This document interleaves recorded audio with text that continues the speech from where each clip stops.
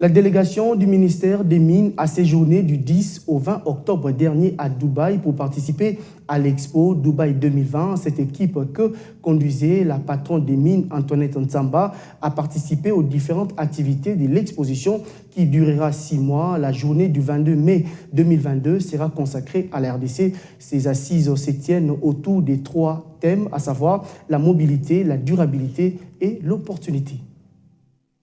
Dans le pavillon de la République démocratique du Congo, implanté dans le district des opportunités, le pays fait valoir sa faune et sa flore en présentant les espèces rares et sa forêt équatoriale, la deuxième grande après celle d'Amazonie au Brésil. Cette forêt représente une grande réserve des écosystèmes de la planète avec sa tourbière qui contribue énormément à la lutte contre le réchauffement climatique, mais aussi la 5e puissance mondiale en biodiversité. On y trouve la classe moyenne, les œuvres d'esprit, l'agriculture, la musique, la tradition culturelle ainsi que les stands du ministère de Mines où sont exposés de la documentation, des cartes géologiques et des échantillons de roches de minéraux et minéraux qui émerveillent tout visiteur.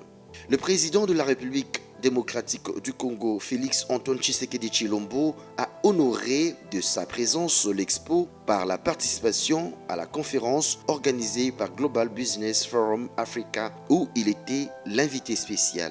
Grâce à la vision du chef de l'État, les hommes d'affaires des Émirats arabes unis ont échangé et signé des protocoles d'entente et des accords au stand dirigé par l'ANAPI. Aux côtés de la ministre de Mines Antoinette Ntsamba Kalambai, l'on a enregistré quelques ministres, les directeurs généraux ainsi que les membres de la FEC qui, du reste, ont interagi avec des investisseurs pour les opportunités d'affaires qu'offre la République démocratique du Congo.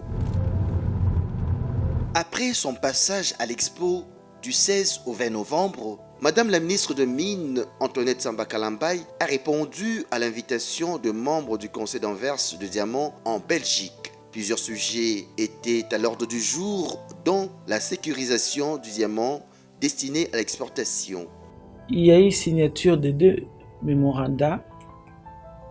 Le premier, c'était entre le CEC, qui est un service spécialisé du ministère des Mines, avec la firme AWDC, et le deuxième mémorandum a été signé entre le SAEMAP, qui est encore un service spécialisé du ministère des Mines, avec la même firme. Il s'agit d'un projet visant la sécurisation du diamant de production artisanale.